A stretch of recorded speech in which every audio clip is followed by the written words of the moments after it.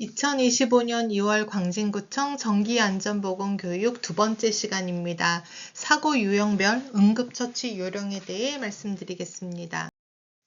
사고 유형별 응급처치 요령은 재해 발생 시의 조치, 응급처치의 기본 개념, 골절, 출혈, 외상, 화상 시 처치 방법에 대해 말씀드리겠습니다. 일단 현장 조사와 현장 요청 신고하는 게 제일 중요합니다. 현장 조사 따로 다 한 다음에 구조 요청을 하는 건 아니고, 구조 요청은 현장 조사와 동시에 응급 구조 체제, 쉽게 얘기하면 119입니다. 119에 신고를 하는 걸 얘기를 합니다. 이 현장 조사를 하는 과정에서 그 재해를 입은 사람을 돌보는 것도 중요하고 신고를 하는 것도 중요하지만, 여러분 자신, 구조자 자신의 안전 여부를 확인하는 것도 상당히 중요합니다. 현장 조사를 할 경우에는 사고 상황과 부상자의 수를 파악하시고 도움을 줄 수 있는 주변 인력 파악하고 환자의 상태를 확인하면서 구조 요청을 하십시오. 의식이 없는 경우에 즉시 119에 구조 요청하시면서 심폐소생술 시행하셔야 됩니다. 심폐소생술 하실 때 주변에 자동 제세동기를 사용할 수 있는 환경이라면 주변에 한 분을 지목해서 가져다 달라고 부탁을 드려야. 환자 상태 파악과 기본 처치. 일단 재해자가 다수일 경우에는 누가 더 급한 환자인가를 파악을 하셔야 됩니다. 그래서 우선순위에 의해서 구조를 하셔야 되고, 1차 조사, 2차 조사를 따라서 일단 호흡이 가능하신지, 아니면 생명 유지와 직결되는 부분이 아닌 경우라면 골절이나 외상이나 변형 여부 등을 확인을 하십니다. 환자가 의식이 없는 경우라면 즉시 구조 요청하시고 심폐소생술을 하셔야 되고, 주변이 위험한 환경이라면 즉시 안전한 위치로 환자를 이동하셔야 되는데, 환자 이동하는 경우에는 추가적으로 부가적인 위험 요인이 따를 수 있으니까 상당히 주의하셔야 됩니다. 환자가 의식이 있는 경우라면 따뜻한 음료를 소량씩 공급해서 체온 회복을 할 수 있도록 도와주시는데, 의식이 없는 경우라면 그 어떠한 경우라도 음료를 제공하시면 안 됩니다. 아무리 더위에 폭염에 쓰러진 환자라도, 정말 얼굴이 빨개져서 열이 많이 나는 환자라도 미지근한 물이나 차가운 물로 몸의 체온을 시켜주시는 건 가능하더라도 절대로 시원한 물이든 따뜻한 물이든 물은 의식이 없는 환자는 주시면 안 됩니다. 응급처치의 정의입니다. 응급처치란 위험한 상황에서 자신을 지키고 뜻하지 않은 사고 발생 시에 전문적인 의료 서비스를 받기 전까지 적절한 처치와 보호를 통해서 고통을 덜어주고 생명을 구할 수 있도록 돕는 활동을 응급처치라고 이야기를 합니다. 응급처치를 하는 목적은 일단 생명구조입니다. 응급환자의 생명구조, 또 통증 감소 및 악화 방지, 가치 있는 삶을 영위할 수 있도록 회복을 하는 데 도움을 줍니다. 장애의 정도를 경감시키는 것도 큰 목적이 되겠습니다. 단순히 생명을 살리는 것이 목적이 아니라 나중에 치료가 다 끝났을 때 이 사람이 장애 정도를 좀 경감시킬 수 있도록, 가치 있는 삶을 영위할 수 있도록 도움을 주는 게 목적이 있다고 볼 수 있습니다. 심폐소생술, 작년에 우리 구청 근로하셨었으면 심폐소생술 교육 우리 다 같이 받으셨습니다. 심폐소생술은 심장마비가 발생을 했을 때 인공적으로 혈액을 순환시키고 호흡을 돕는 응급처치법을 말합니다. 심장이 마비된 상태에서 혈액을 순환시켜서 뇌의 손상을 지연시키고 심장을 마비 상태로부터 회복시키는 데 도움을 줍니다. 우리가 심장은 펌프입니다. 온몸으로 혈액을 내뿜는 펌프인데, 이 심장이 기능을 하지 못하고 있는 상태, 심장마비, 심정지라고 부르죠. 이 펌프 기능이 중단된 상태일 때 우리는 외부적인 힘을, 물리적인 힘을 이용을 해서 피를 우리 몸에 공급을 하는 그런 기능을 대신해 주는 거라고 생각을 하시면 되시고요. 환자가 심장마비 상태가 돼서 5분 이상 지나게 되면 온몸으로 혈액순환이 중단돼서 사망하거나 아니면 심각한 뇌손상이 일어납니다. 반드시 심장마비 환자는 심폐소생술 굉장히 중요합니다. 5분입니다. 5분 이상 지체하시면 곤란해집니다. 심폐소생술은 일단 세 가지만 기억하라고 얘기를 합니다. 한 사람을 지목해서 주변에 사람이 있다면 한 사람을 지목해서 저기 파란 옷 입은 아저씨 아니면 저기 뭐 붉은색 옷을 입은 여자분 이렇게 한 사람을 지목합니다. 그래서 119에 신고를 하고 자동심장 충격기가 주변에 있다면 가져다 달라고 부탁을 합니다. 가슴의 정중앙을 성인 기준으로 5, 6cm 깊입니다. 성인 기준으로 5, 6cm 손은 깍지를 끼고 한 손에 한 손을 올린 깍지를 끼고 이제 빠른 속도로 이제 압박을 해줍니다. 언제까지 하냐면 구급차가 전문 구급대원이 도착할 때까지 진행을 합니다. 옆에 사진 보시면서 흉부 압박 위치 확인하십시오. 흔히 심장이 있는 왼쪽이라고 생각을 하시는데 아닙니다. 가슴 정중앙입니다. 자동심장 충격기 AED라고 부르죠.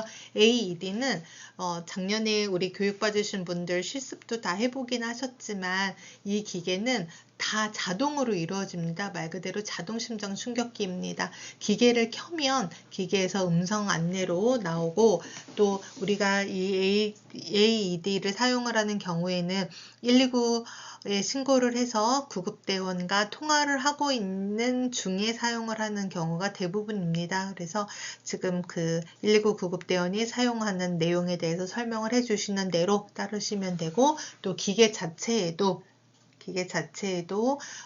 어떻게 하라고 설명이 말로 나오기 때문에 그대로 따라 하시면 됩니다. 하임리히법 많이 들어보셨죠? 우리 실습도 했었습니다.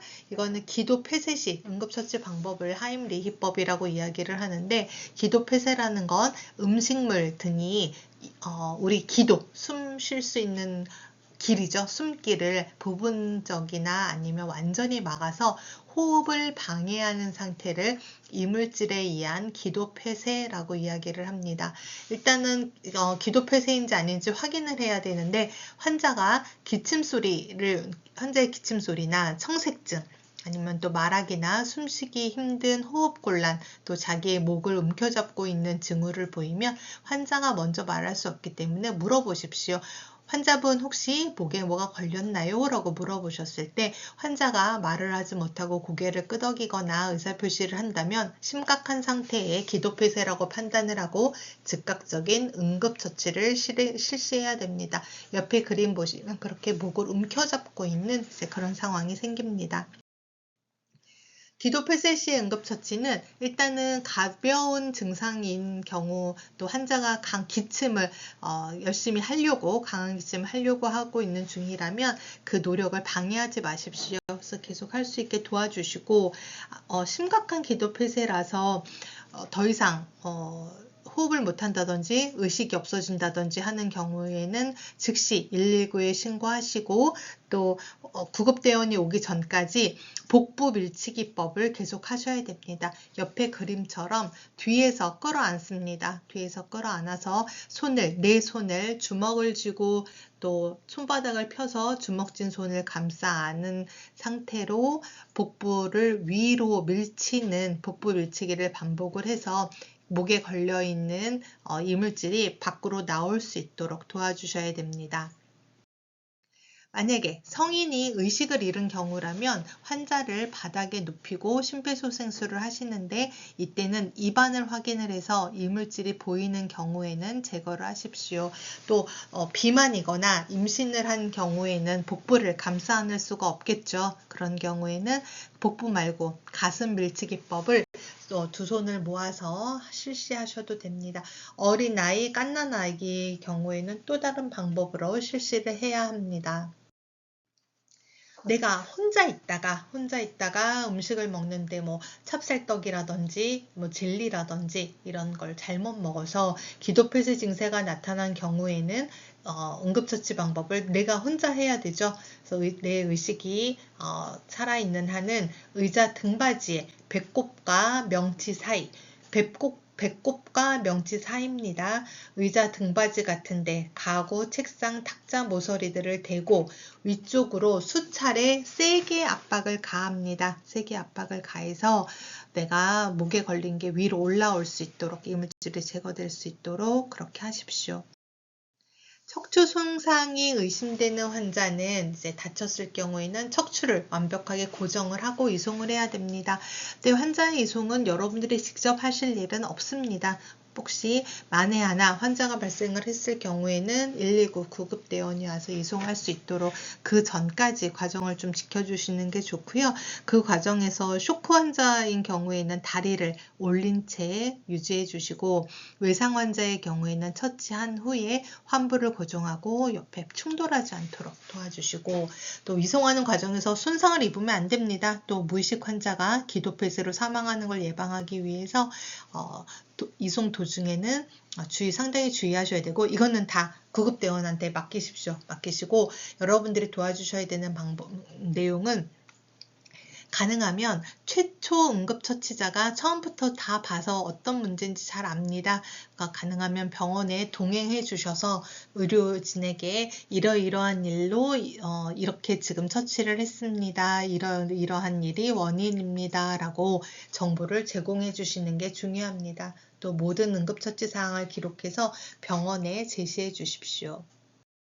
골절시, 골절은 손상 정도나 양상에 따라서 단순 골절과 또 여러 부분으로 깨진 둔세 골절까지 종류가 다양합니다.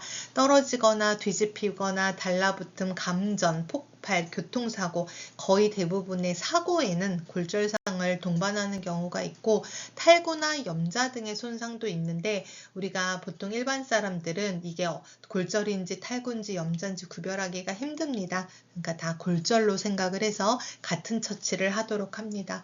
골절은 더 이상 손상되지 않도록 하고 통증을 완화해서 환자를 편안하게 해주는데 그 목적이 있습니다. 골절, 부위별로 처치 요령 알아보겠습니다. 먼저 머리. 물건이 머리에 떨어지거나 아니면 높은 곳에서 떨어져서 머리를 딱딱한 부분에 부딪히면 뇌 손상을 받는 경우가 있습니다. 뇌 손상은 보통 두개골 골절보다 더 위험합니다. 단순히 두개골 골절보다 속에 있는 뇌 손상이 더 위험하기 때문에 뇌가 손상이 된 건지 아니면 두개골 골절인지 우리 일반 사람들은 구별하기가 힘듭니다. 하지만 처치 방법은 같기 때문에 이제 말씀드리는 대로 처치하시면 되시고, 또 코를 맞았거나 물체에 부딪힌 경우에는 코가 당연히 아프겠죠. 아프고 부어오르고 또 출혈이 생길 수 있습니다. 턱을 움직이며 아프고 아랫니와 윗니가 맞지 않게 돼서 음식물을 삼키거나 말을 할 수가 없습니다. 또 입이 다물어지지 않기 때문에 침이 흘러나오게 됩니다. 쇄골은 움직이면 더 아파집니다. 또 다친 쪽에 팔과 어깨를 늘어뜨리거나 또 팔꿈치를 지지하고 머리를 다친 쪽으로 기울이는 이제 그런 현상들이 발생을 합니다. 척추는 제일 중요하죠. 척추가 손상이 되면 하반신 마비 등 불구가 될 수 있고, 또 처치를 잘못하면 생명을 잃을 수도 있기 때문에 척추 골절 환자를 병원으로 운반하는 경우에 또 부주의해서 상태를 더 악화시키는 경우가 많이 있습니다. 목이나 다친 부위의 통증을 호소합니다. 손가락이나 발가락을 마음대로 움직이지 못하고 힘이 없어서 손을 단단하게 잡지 못하는 경우 척추 골절이라고 생각을 할 수 있습니다. 늑골, 갈비뼈입니다. 턱기침이나 숨을 깊게 들이마실 때 심한 통증이 느껴지고, 또 어떤 환자 같은 경우는 호흡을 깊게 하지 못하고 얕게 호흡을 하는 경우도 있습니다. 보통 갈비뼈가 부러진 경우에는 환자가 이제 본인 무의식 중에 아픈 그 골절 부분에 손을 대고 있고, 또 심호흡을 안 하려고, 왜냐하면 깊게 숨을 쉬면 더 아프기 때문에 심호흡을 피하고자 그렇게 노력을 합니다. 만약에 혹시라도 늑골이 폐를 찔렀을 경우에는 거품기가 있는 선홍색의 피가 기침을 할 때 가래에 섞여 나오게 됩니다. 골절 시에는 이런 처치 요령을 좀 주의하시면 됩니다. 다친 곳 건드리거나 환자를 운반할 때 부주의로 부러진 뼈 끝이 신경이나 혈관 또 근육을 찌르거나 손상시키거나 또 피부를 뚫고 나오지 않게 주의하셨는데, 일단 움직이지 마십시오. 주변이 정말 위험한 상황이 아니라면 다친 환자는 건드리지 않으시는 게 좋습니다. 어떤 종류의 골절도 외피 상처를 동반할 수도 있고 또 전혀 밖으로는 상처가 안 보일 수도 있습니다. 또 내부 안으로 붙어 있는 근육이나 혈관, 신경, 또 장기의 손상을 동반할 수도 있기 때문에 이 점도 겉으로 봐서 아무 문제 없다고 환자를 함부로 이동하시거나 움직이게 하는 건 상당히 위험합니다. 출혈과 통증으로 쇼크를 일으킬 수도 있기 때문에 이에 대한 것도 생각을 하셔야 되고요. 또 뼈가 밖으로 이제 나오는 그런 개방성 골절이라고 이야기를 합니다. 피부에 상처가 나서 이제 뼈가 부러진 부분이 이제 밖으로 나오는 경우에는 일단 피가 더 이상 나오지 않도록 지혈 처치를 해야 되고, 외상이 없는 폐쇄성 골절의 경우에는 안에서 내부 출혈이 있을 수 있기 때문에 잘 관찰하셔야 됩니다. 다친 부위는 움직이지 않게 고정을 하고 환자가 있는 곳이 위험하지 않으면 절대로 움직이지 않도록 하시라고 말씀드렸고요. 또 굳이 내가 뭔가를 처치를 해야 되는 상황이다 하는 경우에는 부목 고정하셔야 되는데, 그 한 손으로는 골절 부위의 위쪽을 잡으시고 다른 손으로는 그 아래쪽 지지하여 보호하는데 정말 한 번 더 말씀드리지만 움직이시지 않는 게 가장 좋습니다. 구급대가 오는 동안 심한 통증을 느낄 수 있는 경우에는, 아니면 또 운반하는 중에는 냉스포, 얼음찜질을 하면 통증을 좀 최소화할 수 있습니다. 굉장히 춥습니다. 환자가 덜덜덜 떨 수 있기 때문에 전신은 모포 등으로 보온을 해주시고, 또 병원에 가서 마취를 해서 또 수술을 해야 되는 경우가 있기 때문에 그 기다리는 과정에서 먹거나 마실 것은 주지 않도록 합니다. 그림 보시는 대로 뼈가 부러져서 밖으로 나오고 아니면 안에서만 부러져 있는 상태에 따라서 폐쇄성 골절, 개방성 골절이라고 이야기를 합니다. 사진과 그림 보시면 폐쇄성 골절은 피부 안에서 부러지는 경우, 개방성 골절은 부러져서 피부 밖으로 찢어져 상처가 밖으로 나오는 경우를 이야기합니다.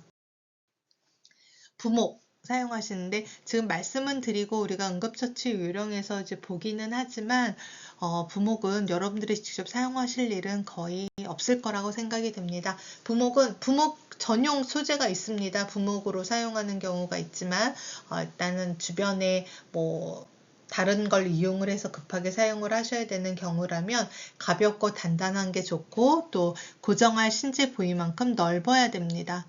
또 길이는 어떤 부목이든지 골절된 뼈의 양쪽 관절까지 다 감쌀 수 있도록 길어야 되고, 부목과 신체 사이에는 솜이나 헝겊, 옷 등을 고여서 피부가 상하거나 눌려서 통증을, 우리가 단단한 거에 우리 이렇게 피부가 닿으면 눌려서 아프잖아요. 그래서 이렇게 뭔가를 고여서 통증을 느끼지 않도록 해주시고, 팔다리에 변형이 있는 경우, 또 통증과 출혈을 감소시키기 위해서 좀 조심스럽게 잡아당겨서 원 위치로 돌려놓는다고 했는데, 이거는 일반인들이 쉽게 할 수 있는 방법은 아닙니다. 일단은 이거는 저는 권장하지는 않습니다.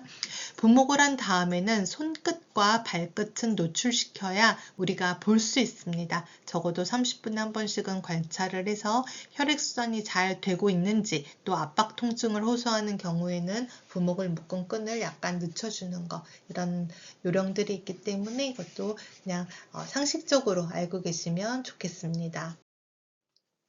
출혈 굉장히 위험합니다. 일단 체중의 6에서 8% 정도의 그런 혈액 중에서 3분의 1을 한꺼번에 잃으면 생명이 위험해집니다. 전체 혈액량 그림 보시겠습니다. 전체 혈액량은 체중의 한 6에서 8% 정도 해당이 됩니다. 그래서 보통 성인 남성 기준일 때 5리터 정도 피가 있다고 생각을 하시면 되는데요. 이 5리터 중에 한 3분의 1 정도가 손실이 됐을 경우에는 생명의 위협을 느낄 수가 있습니다. 또 3분의 2 됐을 경우에는 거의 이제 사망한다고 생각을 하시면 되시고요. 또 출혈이 심한 경우에는 쇼크 증상이 나타나며 의식을 잃을 수 있고, 동맥출혈과 정맥출혈로 좀 나눠집니다. 동맥출혈의 경우에는 이제 정말 선홍색입니다. 선홍색이고 심장이 박동하는 대로 그 속도와 압력으로 피가 나옵니다. 나오는데 정맥출혈 같은 경우에는 어두운 붉은색을 띠고 그냥 일정하게 흘러나옵니다. 동맥출혈은 심장 박동, 우리가 맥박 뛰는 순서대로 좀 이렇게 리드미컬하게 나오고요. 그다음 정맥출혈은 그냥 피가 흐른다라고 생각을 하시면 됩니다. 외부출혈은 우리가 눈에 보이죠. 상처 바깥으로 피가 흐르기 때문에 그 외부출혈은 쉽게 알 수가 있는데 내부출혈의 경우에는 우리 눈에 보이지 않고 또 신체 내에서 피가 흐르는 거기 때문에 더 위험하기도 하고 우리가 인지하기가 매우 힘듭니다. 현장 처치할 수 없습니다. 출혈 시에는 가능하면 혈압, 맥박, 호흡, 체온들 측정하고 쇼크 발생하지 않게 쇼크 예방 조치를 취합니다. 쇼크인 환자는 다리를 높여서 다른 도구로 다리를 높여서 누워있게 하는 게 좋습니다. 구급되어 놓을 때까지. 또 국소 출혈 시에는 지혈을 해야 되기 때문에 5분 이상 깨끗한 제일 좋은 건 멸균 거즈입니다. 멸균 거즈나 깨끗한 손수건, 옷가지 등으로 5분 이상 출혈 부위를 직접 압박해서 지혈을 하고 출혈 부위는 심장보다 높게 두도록 합니다. 내부 출혈이 없는 상태에서 외부 출혈이 없는 상태에서 쇼크 증상이 나타나는 경우라면 이거는 내부 출혈입니다. 그러니까 즉시 쇼크 예방 조치해서 따뜻하게 보온하고 병원으로 이동하고 수술을 해야 될 수 있기 때문에 물과 음식물 주지 않습니다. 지혈 때는 절단 등 이제 생명이 위급한 그런 경우에 사용을 하시고 상처에서 심장 쪽으로 적용을 시키고 또 지혈 때 언제 사용했는지 시간 기록하고 2시간 이내에 반드시 병원 치료 받을 수 있도록 해야 됩니다. 그 밖에 외상처치 요령입니다. 여태까지 말씀드렸던 내용들은 너무 무서운 얘기들이죠. 이런 얘기들은 우리가 접할 일은 없을 거고요. 이제 앞으로 말씀드리는 부분들은 그냥 가끔 가다가 살짝씩 다칠 수 있는 경우라서 이거는 좀 알아두시기 바랍니다. 찰과상, 우리 넘어지거나 어디 긁히거나 해서 우리가 살이 까졌어 라고 이야기를 하죠. 그 찰과상입니다. 출혈은 좀 있기는 있습니다. 출혈은 심하지 않지만 감염되기가 쉽기 때문에 흐르는 깨끗한 물로 5분간 세척한 후 그 다음에 소독하도록 합니다. 소독하시고 그 뒤에 이제 상처에 적합한 연고 바르시거나 드레싱 하시면 됩니다. 절상은 감염의 위험은 적기는 하나 출혈이 비교적 많습니다. 말 그대로 절상은 베이는 거기 때문에 이거는 깊게 베이는 경우라서 출혈이 비교적 많습니다. 혈관 손상이 커서 그럽니다. 직접 압박으로 지혈이 안 되고 또 내부의 조직이 터져서 보일 정도라면 봉합이 필요한 그런 경우이기 때문에 이거는 반드시 병원에 가셔야 됩니다. 찰과상은 병원까지는 안 가셔도 되지만 절상의 경우에는 또 그 도구가 어떤 도구에 베이셨는지에 따라서 또 파상풍의 위험도 있기 때문에 이 경우에는 반드시 병원에 가도록 하십시오. 자상은 마찬가지로 찔린 상처입니다. 이제 소독하기가 이건 깊게 찔린 거기 때문에 소독하기가 곤란해서 출혈은 많지 않아도 감염의 위험은 큽니다. 또 녹이스럽거나 지저분한 못에 찔렸거나 이런 경우에는 꼭 파상풍 예방주사를 맞도록 하시고 칼, 유리, 금속편 이런 게 박혀 있는 상태라면 병원에 가실 때 뽑지 않는 게 좋습니다. 수건 등으로 찔린 곳을 고정시키고 구급차를 부르도록 하고 또 칼에 깊게 찔린 상처는 겉에는 구멍이 작으나 상처는 작지만 이제 그 내부적으로는 손상이 좀 클 수도 있기 때문에 환자 상태에 주의 깊게 살피시기 바랍니다. 절단상, 심한 출혈과 절단 부위의 손상 가능성이 크죠. 그러니까 절단 부위에 지혈 처치하고 출혈이 심하다면 지혈대를 매도록 합니다. 절단된 부위는 생리식염수로 깨끗하게 씻어서 거즈로 싸고 비닐로 2겹 싸서 그 싼 상태를 얼음이 담긴 물통에 넣어서 수지 접합 병원으로 가도록 합니다. 8시간 이내에 가면 접합이 가능하지만 가능한 한 빨리 가도록 하십시오. 상처가 난 주변에 생리식염수가 없는 경우 또 거즈도 없고 비닐도 없는 그런 경우가 있을 수도 있지만 가능하면 깨끗한 이물질이 더럽게 묻었을 경우에는 깨끗한 수돗물이라도 아니면 생수라도 씻고 그 다음에 생리식염수 거주 구해서 멸균 거주로 싸고 하시고, 절대 주의하실 거는 직접 얼음물에 담그시면 그건 절대로 안 됩니다.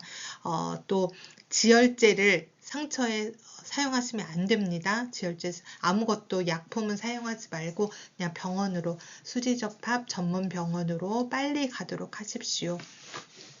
핥힌 상처, 뭐 들고양이 동물을 취급하시는 과정에서 이제 뭐 더러운 손톱이나 동물의 발톱 이런 것들은 핥힌 경우에는 감염의 우려가 있습니다. 그러니까 감염의 징후가 보이면 반드시 병원 가서 진료 받으시고요. 또 동물의 발톱, 특히 헌못 이런 경우에는 상처가 깊지 않아도 얘는 파상풍 위험도 있고 또 다른 감염의 위험이 있기 때문에 이런 경우에는 꼭 진료를 받도록 하십시오. 열 화상입니다. 열 화상은 화상 정도에 따라서 1도 화상, 2도 화상, 3도 화상 이렇게 나뉘어집니다. 1도 화상은 피부의 표면층만 손상돼서 그냥 빨갛게 된 상태고요. 따끔거리고 아픕니다. 하지만 수포, 물집은 생기지 않습니다. 이런 경우에는 그냥 단시간에 껍질 벗겨지고 흉터 생기지 않고 금방 낫습니다. 이 정도는 병원 안 가고 그냥 자가로 치료하셔도 괜찮습니다. 화상 연고 정도 발라주시면 되고 냉기로 잘 그 따뜻한 열기만 빼주시면 됩니다. 2도 화상의 경우에는 통증이 심하고 되게 아픕니다. 화끈거리는 느낌이 있어서 되게 많이 아픈데, 이 경우에는 표피와 진피 일부가 손상을 받은 상태이기 때문에 이럴 경우에는 물집이 생깁니다. 물집이 생기고 또 그 물집 안이 황색을 띤 액체로 가득 차게 됩니다. 우리가 물집 생겨서 안에 물 찬다라고 이야기를 하죠. 이 경우에는 병원 가서 진료 받으시는 거 권장드립니다. 3도 화상은 표피와 진피를 넘어서 그 이하의 피하 조직까지 손상된 상태라서 조직이 괴사되거나 검게 되기도 합니다. 심한 경우에는 그 화상 입은 부분이 가죽같이 되고 색이 변해서 감각이 없어지기도 하고요. 또 치료가 상당히 어렵습니다. 이 경우 상처는 없어지지 않고 또 피부 상태에 따라서 그 사람의 피부의 그 성향에 따라서 켈로이드를 만들기도 하고 또 이 흉터에서 피부암이 생기는 경우들도 있고 또 차후 성형수술, 피부 재건수술이 필요한 경우도 있습니다. 그러니까 꼭 화상 주의하시기 바랍니다. 화상은 이제 그 화상의 중증도는 깊이나 면적이나 또 중요한 부분, 손, 발, 얼굴, 회음부 이 부분들이 가장 위험한 부분들입니다. 환자가 너무 어리거나 나이가 많은 경우, 또 다른 질환이 있는 경우에 따라서 경증, 중등증, 중증 이렇게 구별을 합니다. 화상 부위 체표가 성인은 20%, 어린이는 10% 이상일 경우에는 쇼크 가능성 큽니다. 또 체표 면적의 3분의 1이 화상 부위라면 이건 극히 위험하고 50% 이상이면 치명적입니다. 이건 굉장히 위험하니까 우리 업무를 하면서 화상의 위험은 있는 경우가 없지만 노출되는 경우가 없지만 일상생활에서라도 화상은 굉장히 주의하셔야 됩니다. 응급처치, 일단 화상 부위를 찬물로 식혀야 됩니다. 화상 부위를 제외한 부분은 보온을 해서 저체온을 방지하고, 냉찜질은 화상면이 점점 이렇게 더 넓어지는 거나 아니면 또 물집이 생기는 걸 좀 방지할 수 있고, 염증을 억제해서 또 통증을 줄여줄 수가 있습니다. 하지만 이거는 뭐 1도 화상이나 가벼운 2도 화상의 경우고, 이 화상의 정도가 심한 경우에는 무조건 119 신고하시고 기다리면서 구급대원이 하라는 대로 하시면서 대기하시기 바랍니다. 만약에 옷 위로 화상을 입은 경우라면 빨리 옷을 벗기려고 하지 마시고 그 위로 찬물을 끼얹어서 냉각시킨 뒤 또 벗기시고, 만약에 벗기는 게 힘든 경우라면 그냥 가위로 옷을 자르도록 하십시오. 절대 무리하게 하지 않으시길 바랍니다. 1도 화상인 경우에는 그 화상 전용 거즈가 있습니다. 그래서 바세린 같은 게 발려진 거즈가 있으니까 바세린 거즈 이런 거 붙여주시는 거 이제 권장드리고, 또 화상 전용 연고 사용하시는 것도 좋습니다. 2도 화상으로 생긴 수포는 터뜨리시면 안 됩니다. 이건 터뜨리지 않고 일단 부위가 넓다고 하면 충분히 환부를 냉각하시고 아무것도 바르지 않은 채 의사한테 가는 게 좋습니다. 1도 화상과 2도 화상 달라집니다. 의식이 있는 경우라면 찬 소금물을 주고 쇼크나 감염, 탈수 예방할 수 있도록 신경 쓰셔야 됩니다. 이송 도중에 호흡 유지하고 쇼크 방지할 수 있는 조치를 할 수 있는 전문 차량 이용해서 화상 전문 병원으로 후송하셔야 됩니다. 2도 화상 중에서도 좀 위험한 경우에는 이렇게 하셔야 됩니다. 또 화학물질에 의해서도 화상을 입을 수 있습니다. 우리가 열 화상, 뜨거운 불이나 뜨거운 물, 이런 뜨거운 액체에 데이는 경우도 있지만 산이나 알칼리 같은 화학용액 또는 요오드 용액 같은 화학적 화상을 입는 경우도 있고, 이런 경우에는 또 뜨거운 데에 데이는 거랑 또 다른 그런 상해가 발생을 합니다. 피부나 점막에 상해가 생기기 때문에 이 경우에도 상당히 조심하셔야 됩니다. 무슨 우리가 가끔 여러 군데에서 듣는 얘기죠. 황산이나 염산으로 인한 화상 들은 적 있으시죠? 이제 그런 거에 해당이 됩니다. 일단 차갑고 깨끗한 흐르는 물에 씻도록 하시고, 또 약품이나 물질이 계속 있다면 조직이 계속 상하게 되기 때문에 얘는 빨리 씻어내야 됩니다. 일부 물질은 털어낸 후에 세척을 하시고, 또 화학물질이 닿은 옷이나 장신구들이 있으면 계속 그게 같이 붙어 있을 수 있기 때문에 제거하도록 합니다. 그 밖에 처치 방법은 일반적인 열 화상과 같습니다. 일단 병원 가십시오. 제일 중요합니다.